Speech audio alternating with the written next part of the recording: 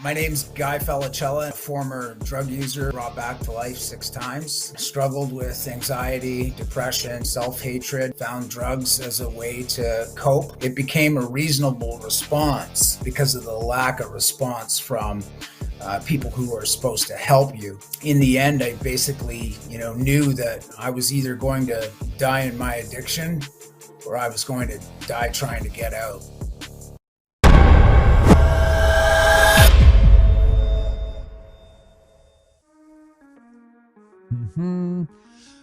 What's up, everybody? That was tonight's guest, Guy Felicella. I'm Daniel Unmanageable. This is Hard Knox Talks, coming at you from Saskatoon, Saskatchewan, Treaty 6 territory, and the traditional homeland of the Métis people. Let's bring in Guy. What's up, Guy? Hey, man. Thanks for having me. Hey, no problem. What do you think of the countdown? Do you like the music? It was rocking. I did like it, actually.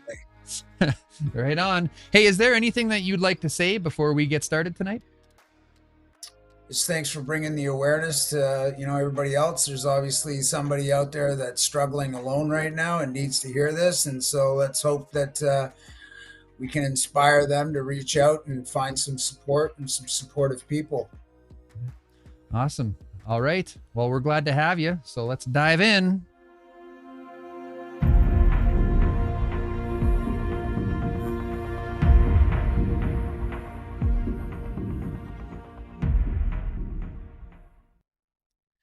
So before we get into, hang on a second. Before we jump into any of that, I'd just like to let our viewers and listeners know that tonight's live production is premier sponsored by Prairie Sky Recovery Center in Leipzig, Saskatchewan. So before we get into the advocacy and the community work that you've been doing, why don't you tell us a little about your journey? Like, why don't you tell us a little bit about what it was like growing up, Guy? Yeah, I mean, growing up, Guy was somewhat painful. I mean, I think the circumstances that surrounded my house. There was a lot of dysfunctional aspects to it. I felt my parents were there physically, but emotionally void. I kind of describe my childhood as cloudy with a chance of thunder and lightning, unpredictable. It was really contingent on my parents' moods. And, with that, obviously, that developed my own anxiety and depression. And later on in life, the self-hatred piece started coming in. I was called hyper and difficult and hard to manage in school. Nobody cared to look that there was an undiagnosed learning disabilities, and I struggled there. Was there drinking at home? Drinking at home, yeah. Drinking at home. There was, a lot of verbal abuse, a lot of really traumatizing circumstances that surrounded all of us. I was more of a visual type of person, so I saw a lot with my eyes. I have one brother, one sister. They, weren't they were impacted, but not so much the way that I went with it. And, I started, trying to distract myself from the negative, not only voices that I was hearing from the people that are taking care of you, but also from myself. And those voices were really loud. And so the distraction became, drugs and alcohol very early. And when I found drugs, it, gave me the ability to actually cope and function through life, through the circumstances. 12. How old were you the 12 first when time? I started. Well, alcohol before that, but obviously it was a drug. But where I found my drugs were street drugs were basically at 12 years old. Damn, that's an early start. Yeah. Street drugs. I mean, like when I was 12, I got my hands on a 6-pack and I went to town on that. But what was your first drug? Like, what did you do?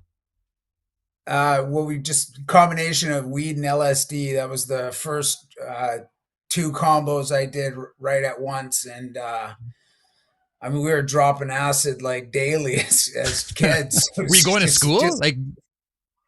Yeah, I was picking mushrooms on the way to school. And I don't know enough about harvesting mushrooms to be smart about this, but do you eat them right when they come out of the ground, or do you have to dry them out? You could, yeah. No, I used to just put them on like pizza and just eat them. Just for lunch, hey, just like unwrapping it, just like talking like it's normal. Hey, teacher, you want some pizza? Yeah. We used to make the tea though. You just Mm, boil water and let them soak there, and throw in a couple tea bags and drink a cup, and away you go. I mean, hmm Donna made my brother drink a cup of mushroom tea one time. That was an interesting evening. yeah, I bet. For clarity, I did not Yes. make him drink it. I highly, highly encouraged him to do it, and he finally caved. Yeah. Hey, now it's the thing they call it microdosing. Oh yes, yes. No, we took like 100 microdoses that night. It was awesome. I could never microdose. I wasn't the type of person that took small amounts. I Yeah, wanted it yeah. all. I don't understand that either. People they come into recovery, and I'm not saying that it's not possible. Don't you think that I'm judging you? But for me, I'm like if I had like a fistful of microdoses, I would like very rapidly not have a fistful of microdoses. There would be no like rationing it. I would be like, oh, one's good, 20 must be amazing. So tell us about like high school and stuff. Did you make friends easy? Did you graduate? I mean, I did. My friends were probably, more along the lines of the gangster side of things. I was started getting involved with gangs at a really early age. I mean, they were a lot old. They were out of high school, so I was Mhm. in high school. So, a lot of people would look back, and even myself would know that they were grooming me. But however, that was acceptance, and a belonging for me. And they had the stuff that I was impressed with. I mean, they had a lot of dope, and so I was hanging out with them selling dope. And by the time I was 14, I was incarcerated in juvenile detention for 1 year. And What'd you do? real break and enter, narcotics, selling narcotics. And that's when my mom made me a ward of the court, which basically means that the province will now, control the outcome of your juvenile life. And they bounced me around from group home to group home. And I just started, running away from that. I just couldn't handle it. I Mhm. was just struggling as a human being, and, started rolling into the downtown east side of Vancouver as a youth. And I started, quickly understanding how street life worked. And, once I think what I noticed about it, even though there was a lot of people down there struggling, is I was comfortable in knowing that I wasn't alone in my struggles. I could physically see that other people were struggling, and I took Mhm. comfort in that. Made So me you feel like I you wasn't felt like you alone. were at home. Yeah. Yeah, and honestly, it was almost somewhat of a safety net for me to be cared about by a community. And even though I was a youth, I mean, a lot of older people, they did take care of me, showed me the ropes, and always told me to, watch out for this or watch out for that, and just keep your eyes open. And so you learn really quickly. It was a but life started to get real hard real fast. So Mhm. So you were before the show we were talking that you were there like before harm reduction was a thing in Vancouver. Tell us a little bit about your experiences as those services sort of rolled in like yeah. Well, honestly, I used to go in, and I've been incarcerated for going into St. Paul's Hospital and breaking in. Well, they said I broke in, but I didn't. I just walked in, hmm. and stole a bunch of syringes because you couldn't get any on the streets. Like usually it was a couple guys that had them in a backpack, and they'd sell them to you, and they were like $10 a syringe. And Oh, it's a hell of a yeah, it markup. was oh, incredible. And this was before, so, and even then too, I'd been arrested for harm reduction paraphernalia, not even having drugs, just having the gear, and they put me in prison. Wow. Um, yeah, so it was a different time. And when it first started to come down there, where it was in the early '90s, late '80s, early '90s, that harm reduction services started to pop up. And it was really mind boggling that a nurse walked by me one day and offered and asked me if I needed any harm reduction stuff, and I was just kind of like, "What do you What are mean?" you, a cop? Yeah, exactly. You want to So arrest was me this, again? yeah, was this like, yeah, they hand you the syringe with the handcuffs, eh? Got you, bitch. Yeah. Did you, was it clandestine at first, or was this like all above board? Yeah, well, the nurse that was handing him out, she ran an organization called Portland Housing Society. She was the founder of that organization, and I just remember, she always told me, if you want anything, you just come to this office here, and we'll give it to you. And I just said to her, why would you do that? And she said, because I believe that drug users have the right to having safe, clean supplies and not be treated like you're less than a human being because you use substances. And I just never heard that at that time.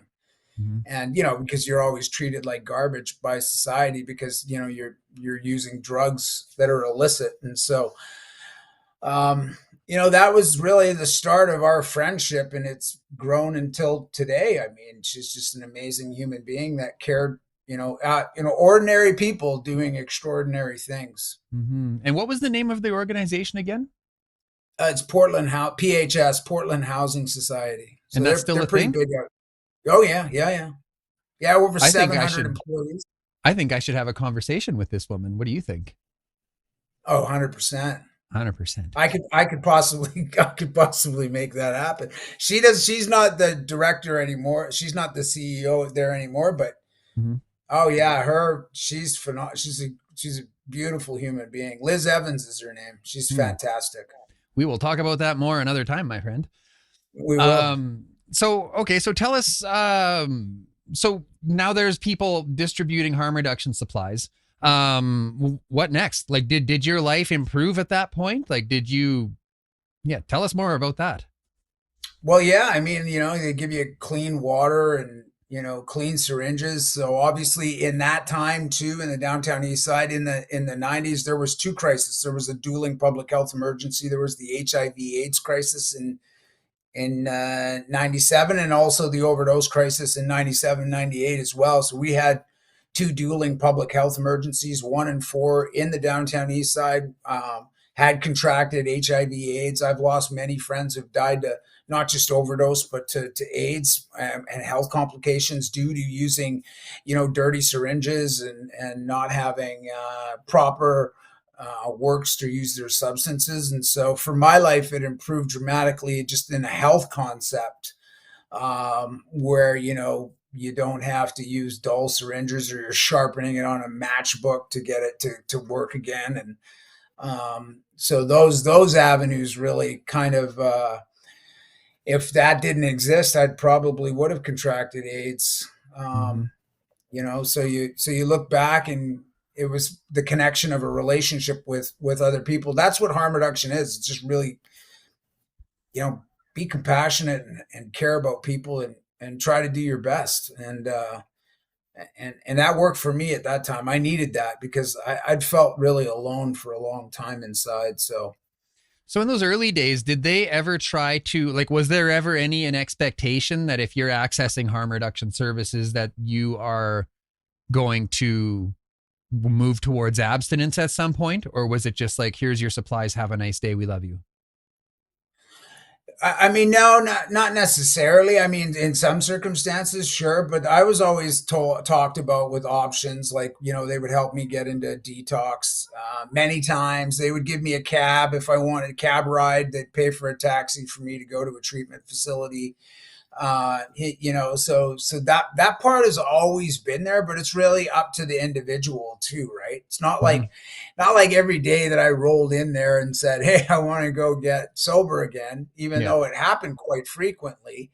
But that's a lot of myths that people often think, that harm reduction doesn't ever try to bridge the gaps. It does. It's always been doing that, but it's really up to the individual. I mean, when the times that I needed support to go there, they were there to help me. At the times I needed support accessing a shelter, they helped me. If there's times that I needed to get a welfare file, to get a pair of shoes, they helped me. I mean, that's Mhm. really what it was about. It was really about them just being there to support me with what I needed at that time. And it still Mhm. exists like that today. Isn't it interesting? And I noticed that here too. We're in Saskatoon, and we're fortunate enough to have prairie harm reduction here. And it's interesting. That's all like people ever talk about really is like, oh, the safe consumption site, oh, the safe consumption site. But there's a plethora of services available there. Like they're doing a mountain of work. Like you don't see hardly any of the work they're actually doing behind the scenes. And it sounds like from what you're telling me, that's the same as the harm reduction orgs in Vancouver as well. Would you agree?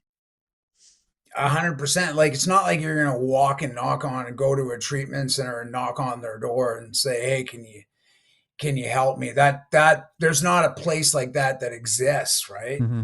You Mm-hmm. usually have to pick up a phone, go somewhere, talk to somebody, put in an application, and then Yeah, call back you're every day. defeated. Yeah. Yeah, all that Yeah. stuff. It's just like it's dehumanizing. But when you can Mm-hmm. go to a harm reduction facility and say the same things, Mm-hmm. not, it's kind of like this. They're never going to turn you away from what you want to do. And I mean, that's the same concept that I've always had in my life as well, is that I don't support harm reduction versus recovery or vice versa.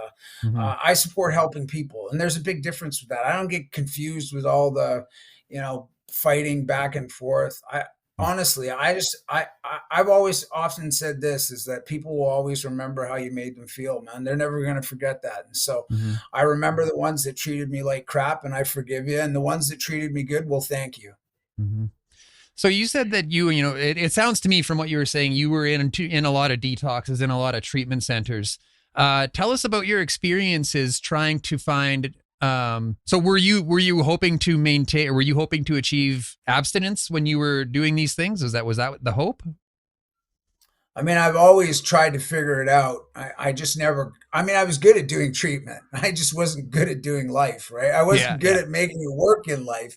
Yeah. And I think there was a bunch of reasons, is that when I went to treatment, they never dealt with the underlying issues. They just dried you out. They basically just said, we'll get you off the dope, and then we'll tell you how much of a crappy human being you've been. And then we'll throw you back in the fire. Yeah, and then you'll feel like crap and want to go get high anyway and come back at another date. And that's have a nice day. It's kind of like getting dropped off after prison. It's like, here you go at a bus stop, homeless with a welfare check. Good luck, buddy. Yeah. Like, and then when you show up high, it's all your fault. You didn't want it bad enough. Yeah, it's like he didn't work it the way he's supposed to. It's like, what? I did work it. It didn't I work. showed up. Yeah, it's like, what do you want from me? But we should get a certificate just for showing up at your front door. like pay me. Hey, you know what I've often said? You want people to go to treatment, then pay them to go to treatment and see what happens. Give them, and then help them get a safe place when they're out. Like for me, like I had a year. Like I had a year in a sober living facility after I left treatment. And like I up front, like I'm a 12 stepper, man. Like that's what worked for me. Like I'm not as involved in the program as I used to be, but like when I was early on, I was that guy that would stand up and be like, if you don't do it this way, you're gonna die. Like that's how I understood life at the time, right? Like we're all trying to learn how to live, and like I'm not that way anymore. Like honestly, I'm really there's 1,000 different pathways to recovery, but I forget where I was going with that. That's all right. I'm the one that popped off. You're like, if you pop off, or if I pop off, are you going to butte me? And then I popped off. So, but anyways, okay. So did you ever find abstinence? Like, did you ever achieve sobriety? Like, how many times did that happen? Well, I mean, I could get sober for a few months here and there. I think one time I had about 9 months. And I just, I'd go to prison, do a couple years in prison. I'd stay sober, get out, start using. Like I said, I was good at doing treatment. I think what really happened for me in the end is really a doctor my doctor at the time was Gabriel Mate, and he just said to me, I think. Hey, whoa. What? Yeah, he was. You can't just be like, Pat, you can just like can't say that in passing. Oh, my doctor was Gabriel Mate. And anyways, like, tell it, how did you get in front of him? So they created a program in the downtown east side called CTCT, which is Community Transition. And it's for, because I always had bone infections. So osteomyelitis bone infections, which are life-threatening bone infections. Mhm. And the hospital would always discharge me because they were like, this guy's never going to stop using heroin and he keeps getting high. And so they would kick me out and, or say that the antibiotics wouldn't work. And I have a live bone infection in my body. So they created this program. And when I was brought there, he was the doctor at the facility. And so, we just, I mean, he didn't see me as an angry, volatile, frustrated human being. He saw me as a person who was really struggling, and treated me as such. Like it wasn't just me and him there. It was me, him, and every bad experience that I'd ever gone through with the healthcare system. And he was just a different human being at a tough time in my life that was really so quiet and so calm spoken. And I just remember him saying to me, Guy, I don't think your problem is the drugs. And I was just like, well, I think there's about 500,000 people that would disagree with you. And he just said, I think there's a reason why you use them the way that you do. And lo and behold, he just said, tell me about your childhood. And like, I mean, I have a tough exterior, tattoos, and the way I present myself is to keep people away from me because I don't want you to see how weak I really was. And he somehow got in there. And when he said, tell me about your child, I just started to cry. I couldn't even speak. And he just put his hand on my shoulder and he said, hey man, we're going to figure this out. And, I was diagnosed with ADHD and that gave me awareness because I've always felt like I was stupid my whole life, that I couldn't learn like everybody else. And when I had that diagnosis, it just really kind of opened my eyes to like, whoa, you mean, yeah, like, well, I'm now you not have stupid. something. Now you have something. It's like you take your car so to the you put, mechanic. Oh, the alternator's broken. I can fix that, right? Yeah. And it's kind of like, you have this puzzle and, you were trying to figure it out and you can't see it. And then you find that one piece and it puts it together. Mm-hmm. And so where it was really, I started going to trauma therapy, talking about, I'd gotten an opportunity to do some therapy and I got an opportunity to understand awareness of my learning disabilities. And, like I said, treat the underlying issues. You'll have a better chance of treating people's addiction. And our society just fails miserably at doing that. And so once I kind of put all those pieces together, it gave me the awareness that I needed, and then I had to put the hard work in to figure it out. And so that often took it took some more years as well. So it wasn't something that happened just because I met him that my life changed immediately. It changed for the better, but it gave me the tools that I needed for the future. Did you ever try the 12 steps? Did you ever do meetings and stuff like that? Oh yeah. I mean, in 90s, that's all there was. I did it right up, even when I left the downtown east side in 2013.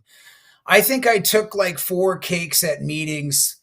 And after my 4th year, I remember just telling my partner that I just didn't feel comfortable going there. There was a lot of discrepancies with people that were on methadone, and that really just angered me inside. I was like, who cares if they're on methadone? Like, I couldn't care less. Like, you can't, what are you going to police everybody saying, ask them to come to a meeting, they're on methadone? Since when did it get like this? Right. And I really hurt. And, were you on and methadone? I also, no, I'm not, but I was for the first 9 months that I was at 12 steps.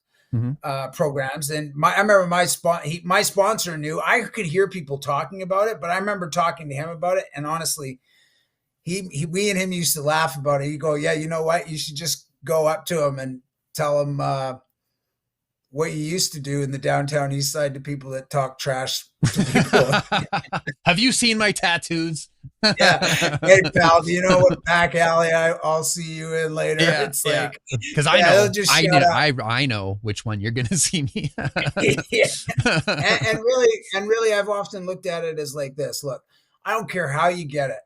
And if you're on methadone and you're not sticking a needle in your neck or, tanking your life and it's helping you, then all the power to you, man. It doesn't make you any less of a person because you're on medications or not. It's kind of like, and the discrepancy really is that they don't say that about people that are on Ritalin or other stimulants for their ADHD. It's like a medical they got a diagnosis of it. And I'm like, well, that's the same thing as somebody has a substance use disorder. Oh, no, it's completely different. It's and then they sip their coffee and puff on their cigarette. Yeah. Vaping all out. Yeah, just like massive clouds of sweet pineapple, strawberry. I remember police would punch you out if they saw a big cloud of smoke coming out from a back alley. It's like these guys with their vaping pipes. I'm like, these things look like flutes. It's like, So, what finally did it for you? Like, was it a bad experience that did it for you, or was it a profound realization while you sat with Gabor Mate? No, still can't believe that happened. Crazy. Many moments, man. The last one, February 18th, 2013, my last overdose at the supervised consumption site. I was dead for like 7 minutes. It took me like 10 minutes to actually start moving around. And when I woke up, the nurse was in tears next to me. And I was just like, why are you crying? And she was just, because I care. And that one moment, I just told her, I said, I can't do this anymore. And I'd overdosed 6 times in 9 months. And that last one took a lot out of me. I was cognitively slower, physically slower, like to walk or to tie my shoes took really a lot of effort. Mm-hmm. And I just didn't want to do it. I just done, man. And that was February 18th. My sobriety date is March 18th of 2013. So I left the downtown east side of Vancouver with one set of clothes on my back and a welfare check, and really went to a transitional recovery program out in Surrey and started going to outpatient programs. And I just, put the pieces together that way, armed with the stuff that I was, or the awareness from my doctor, and, kept doing more counseling and therapy, and boom, my life just got a lot better really fast. Cool, man. Well, we're going to take a quick break here. Hear a word from our sponsors. Take a breath, man. We'll be right back. Now that I've left Prairie Sky, I just feel free from my addiction. Treatment saved my life. Prairie Sky Recovery saved my life. Okay, tonight's episode is also brought to you in part by Stronger Together Canada peer-led support groups by Mums Stop the Harm, the Elizabeth Fry Society of Saskatchewan, and Naranon groups of Regina and Saskatoon. To learn more about our sponsors, get on our email list, check out our upcoming streams, and more, check out www.hardknockstalks.com. While you're there, help us support the platform and pick up some merch from our shop because it's amazing. Okay, Guy, tell us, and I want to talk a little bit, I want to take a big step back here before we start talking about your recovery journey. Now, you were there, when we were talking before, you were there when Insite opened up, and Insite is a very well-known, well-established safe consumption site in Vancouver. And so tell us about, the day it opened, what was going through your mind, standing there looking through the window, can we come in yet? Yeah, it was pretty special, man. I mean, it was a big moment for people who use substances. I tell you, it's huge. I mean, just something that's just not almost where it's in disbelief. A place where you could use substances and the police couldn't come in and arrest you, and you couldn't even be arrested in that, that half block radius of having substances walking to the facility. And, it was even more shocking because I remember one time I was getting high in a back alley because, and the police drove by and they were like, "Hey, Insite's over there. You guys go there now." And I was just like, "Yeah, okay, yeah, we're going." See ya. And did you go? Oh yeah. I mean, I went out. I used that facility. I think they got me clocked in at over 4,080 times that I'd used that facility in my lifetime. And I mean, it was groundbreaking. And I describe it as the theme song. Every time I walked in, I hear the theme song of Cheers. It's sometimes you want to go and where everybody knows your name. I thought we were going to sing it together. That was going to be amazing. Non-judgmental approach towards people. And I made a lot of friends there, and and really none of my life would exist without it. My kids wouldn't be alive today. The recovery that I have today wouldn't be here if that place didn't exist. And so, Mhm. Nothing but a deep special place for the people that do that work in any facility, because not only did you keep me alive, but you also helped me with so many other aspects of my life. You helped me get into detox. You helped me get into treatment. You let me talk to you when I was struggling.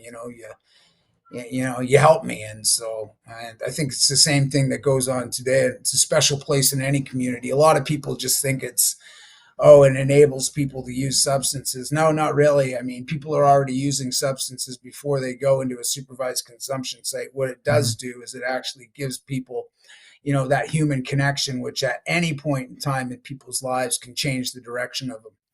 Mm-hmm. You know the Narcan Jesus? No, I don't. You don't know the Narcan Jesus? He worked, Ronnie Grigg. Yes, I do. Yeah. Yeah, he's I hear a little one. Oh, hey. Oh my goodness, look at this.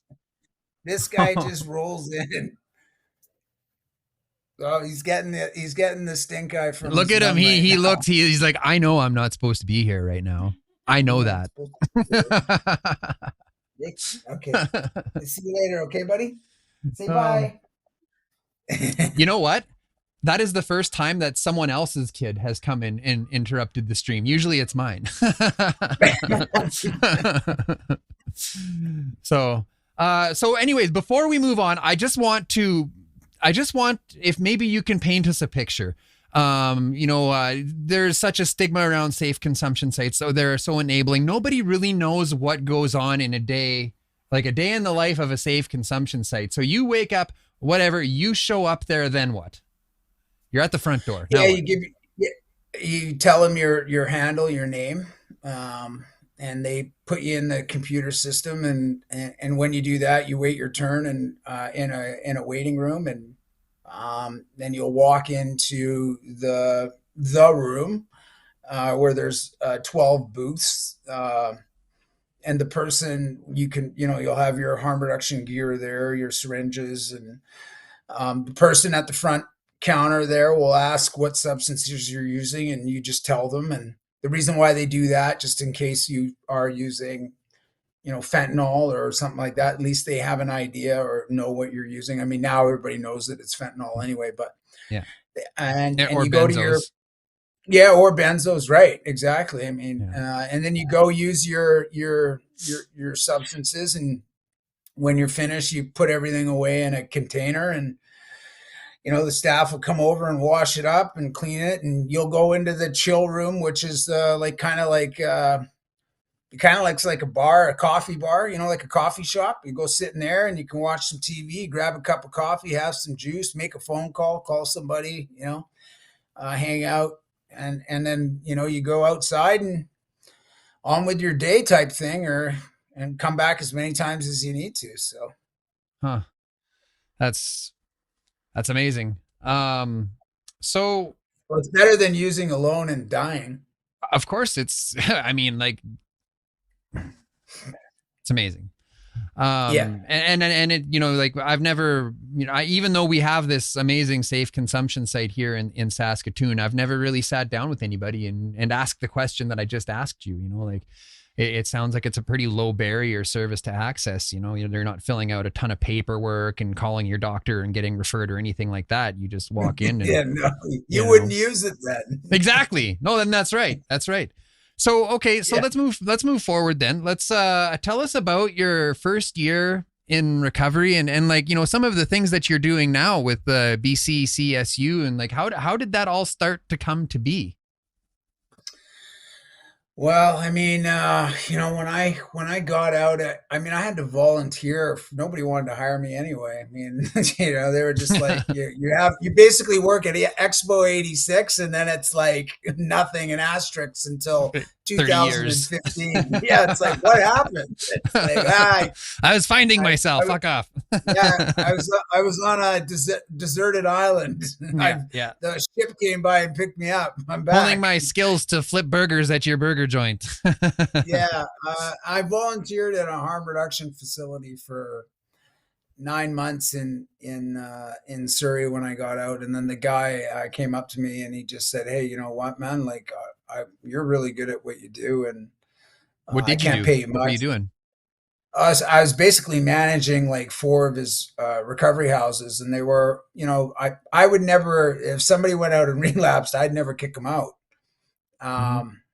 I'd say, well, look, like, you know, what can we do to support you? And people often, you know, respected me for that. And, you know, I always had a hard time telling somebody, unless like, listen, unless the person told me they didn't want to be there anymore, then I wouldn't bring them back. But if they wanted to stay, then I just couldn't let people go like that. Cause people never let me go. So I just have that same philosophy. And you know what? I did that for 9 months there free. And then he started paying me. I was just basically doing the daily management. Like I was buying each house, the groceries, and I do groups there in the morning, all 4 different houses. We'd bring them all together and we do groups there and learning modules and, you know, try to structure our day out and have accountability and talk about how we're feeling. And I had a blast doing that. I mean, and then when the guy offered to pay me, I was just kind of like, yeah, that's fantastic. And it was under the table and everything. And then after that, I got a job. Like my first job was at a private treatment center, which was abstinence-based, 12-step based. And I'd worked there for 2 years. And I really liked just working with people and helping them. And then, you know what, I'd been gone from the downtown east side for 4 years, but I'd always just been called back to go give back to that community. So I got a job with Vancouver Coastal Health, started working as an outreach worker in the downtown east side, which everybody in 12-step was saying, you'll get high. You've just lived down there for 30 years. Going back there, you're going to get high. And He'll be back. He'll be back. Yeah, your chair's waiting. Your chair's waiting. Yeah, yeah. It can still sit there empty because I'm not coming back. Yeah. Just keep stacking my key tags on there for me.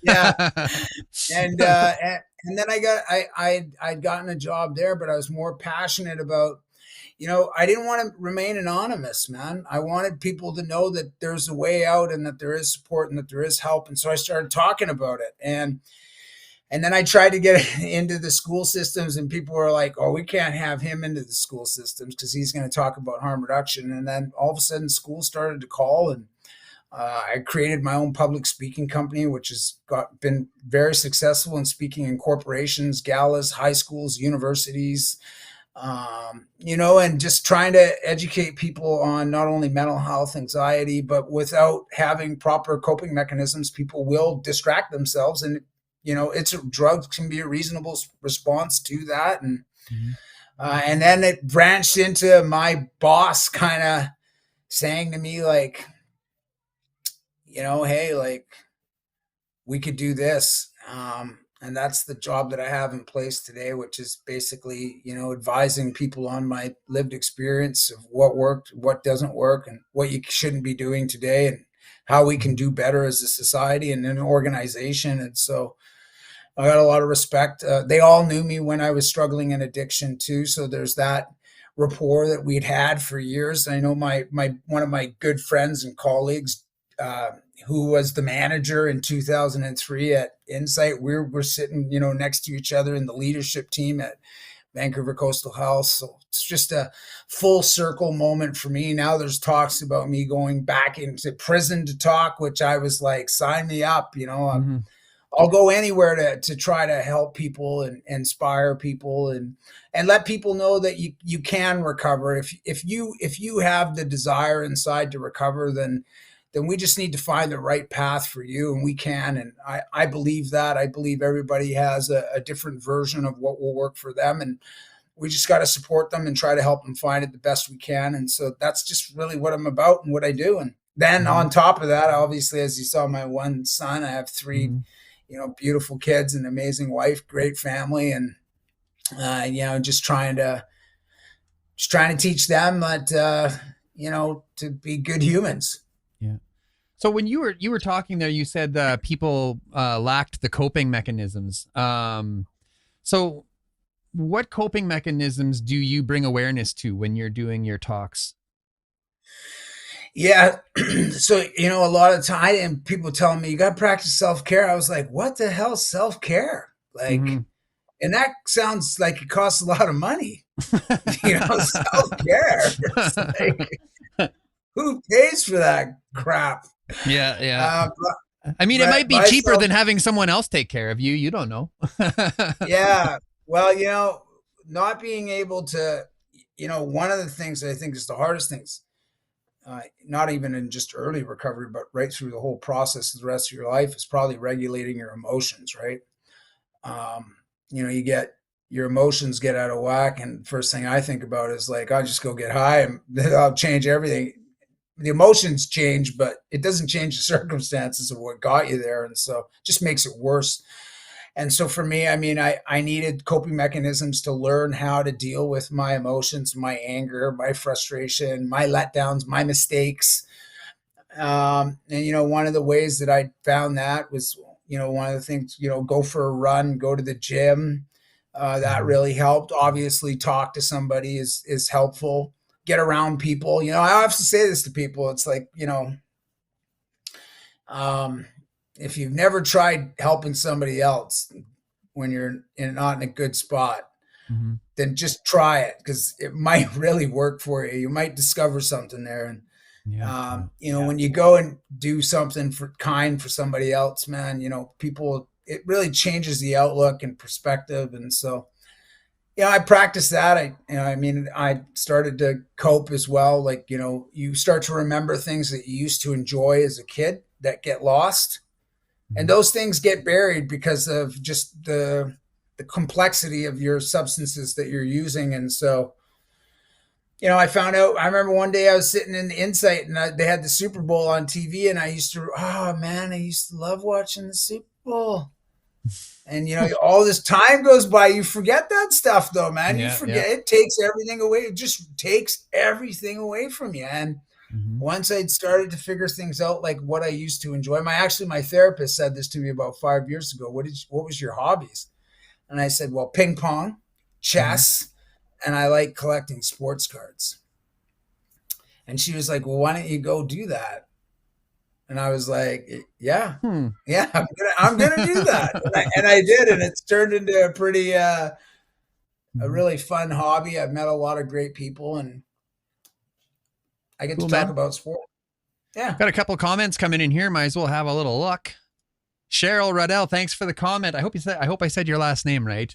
Cheryl says, I love it when kids or animals join in. We often get kids and animals joining in. Like we've recently taken, like if you look, well, you won't be able to see, Guy, but the audience will. If you see there over there, that window that's open underneath the banner there, that never used to be there. But now there's an open window there that our German Shepherd can look out, and he likes to bark at anything that goes by. So sometimes he chimes in on the conversation. We allow it a little bit. If he gets too carried away, we give him shit. But let's see, what else do we got here?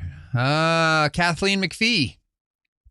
Kathleen, thank you so much for the comment. Kathleen says, facilitating the groups I do is one of the most important things I do for my own recovery. There's something about using one's own journey to support others that just clicks for me. Thanks for the comment. And we've got my dear friend, Terry. Terry says, love this session. Hardcore recovery spoken with so much truth, humility, and respect for everyone on this journey. Thank you for sharing your world. Incredible to see a gigantic smile and laughs right from the core of you. Thank you so much for the comment, Terry. What else do we got here? That's all the questions I've really, well, let's talk a little bit about your advocacy work with drug policy. Do you ever do any work with Vandu or with Kaput or with Dolph? Well, they're all, obviously we're all friends. Vandu, I remember when I used the unsanctioned supervised consumption site that Vandu ran in 1990. Well, before Vandu even ran it, actually, If we're going Vandu to didn't talk even about, if we're going to exist. say, sorry to interrupt you, but if we're going to talk about all the acronyms, we should say it out. We should say the names of the organizations so people know what we're talking about. What does VANDU stand for? Vancouver Area Network of Drug Users. Okay. Please continue. I just needed to throw that in there. Yeah. And they had the well, before Vandu actually started, there was a good friend of mine, Ann Livingston, who opened up an unsanctioned supervised consumption site on Powell Street before Insite. So, and I used that facility. And so, yeah, no, I work closely with, all of them as well. And obviously a big supporter of what they do. And, really it was, what Vandu did no different what Vandu did in the 90s is what DOLF, Drug User Liberation Front, is doing today. It's just different times. Vandu was, supervised consumption sites, stop the spread of HIV, stop the spread of AIDS, stop the police brutality for people who use drugs. We weren't really using supervised consumption sites because we were dying so much then, but we were also just in that 1 year with the overdose, when it was declared a public health emergency in 98. Mm-hmm. But before that there wasn't really the reason why we were using it. We were using it because we deserved to have a place to use substances instead of in a back alley behind a Smith Right. Mm-hmm. And so today people use supervised consumption sites for different reasons, so they won't die. And basically what DOLF is doing is handing out, safer substances that have all been checked not to contain any fentanyl or benzodiazepines, which means that people know what they're consuming. And this way, having the power of knowing what you're using, you won't die, or at least it empowers you to make a better choice of what, how much, et cetera, you should use. And so, the movement will always kind of just keep coming back around again, and we'll keep pushing in the same direction as it always does. And that's where we're at right now. Obviously, people are dying at an alarming rate here in the province of British Columbia at 6 people a day. We just lost 169 people in August, and in July it was over 190. I mean, it's just ongoing and ongoing. And I know in Saskatchewan or Alberta, it's just as bad anywhere across the country. It's in every community. The poison drug supply really needs to be addressed, and sadly, it's not. Mm-hmm. They've got a mass spectrometer here at Prairie Harm Reduction now. They recently got it, and I'm just like chomping at the bit. I want to go take a selfie with it. Like, it's just so amazing that we got one here. I was there. We were there a few weeks ago. We actually got to tour the safe consumption site itself, and there was a few elders doing teachings and things there. We listened to some very good teachings, and but the mass spectrometer, they're like, no, we're not doing it yet. But like when they do, like I want to like be like, that's fucking cool, man. Yeah. Like so Star Trek stuff. I don't even know what one looks like. I'm not going to Google it. I don't want to know. I want it to be like a full experience. Like, this is what this looks like. There you go. Yeah. Oh, and my friend Barb Fornsler's chiming in with the hashtags. She loves the hashtag. Safe supply saves lives. Thanks, Barb. You know Barb Fornsler? I know many Barbs, but I don't. Yes. I don't know. Well, you should know this one. She's amazing. She does a lot of work behind the scenes here at Hard Knox Talks. We call her Tank Girl. So. Anyways, I was going to say some other things and then I forgot what they were. Right. One last thing. I just want to what was your experience? Were you around when, Garth Mullins and his crew did they started doling out drugs. They had the little white boxes with the drugs that they'd gotten from the dark web, and they tested with a mass spectrometer. Were you there for that? I've been around for a few of them. Garth's actually a really good friend of mine, and I have a lot of, he's old school. He's worked through his demons as well. And, does the work that he does today is phenomenal and does it for the good of helping others. He's a true warrior and a guy that really cares about people. And I have a lot of respect for that guy. He does a lot of work to help people and definitely helped me in my life as well. Awesome. All right, man. Well, I think, we've got, Barb says, I haven't had the pleasure of meeting you, but has seen you speak many times. So she knows you. So there. Thanks for the support, Barb. Yeah. Okay. Well, I think we're coming to the end here, man. The comments are slowing down, and I'm all out of things to talk about. Is there anything that you'd like to leave us with tonight? No, just take care of yourselves. Don't use alone, and if you need any help, just reach out. Awesome, man. Well, thanks so much for coming into the community and sharing your experience, strength, and hope, as they say. And we'll let you go. Take care, my friend. Thanks, guys. Have a great night. All right. That's it for us. Give us a like. Tell your friends about us. We love you. And see you next time.